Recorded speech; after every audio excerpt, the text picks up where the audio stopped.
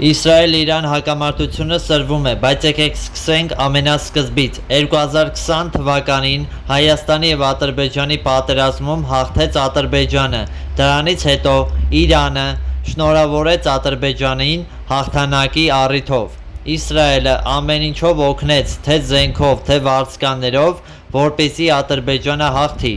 Ուկրաինան շնորհավորեց Ադրբեջանին։ Պակիստանը շնորհավորեց Ադրբեջանին և նրան օգնեց զենքով, վարձկաններ ուղարկելով Ադրբեջան, կռվելով Հայաստանի դեմ։ Դրանից հետո սկսվեց Ուկրաինայի և Ռուսաստանի պատերազմը, Իսրայելի, Պաղեստինի պատերազմը, Պակիստանի, Հնդկաստանի առճակատումը։ Այն ժամանակ Իրանը չհասկացավ, որ Ադրբեջանի հաղթանակը չի բխում իր շահերից։ Իսրայելը հարվածել է Իրանի միջուկային օբյեկտներին, ոչնչացրել հրամանատարությանը։ Հիմա Իրանը շատ վատ դրության մեջ է, քանի որ կարող է մեծ պատերազմ սկսվել։ Դրանից ելնելով Ադրբեջանն էլ կներգրավվի այդ պատերազմի մեջ, քանի որ Իսրայելը օգնել է Ադրբեջանին հաղթել Հայաստանին։ Հիմա պարտքը տալու ժամանակն է եկել։ Իրանը դա լավ հասկանում է։ Գրեք ձեր կարծիքը, լայքերը դրեք և բաժանորդագրվեք ալիքին։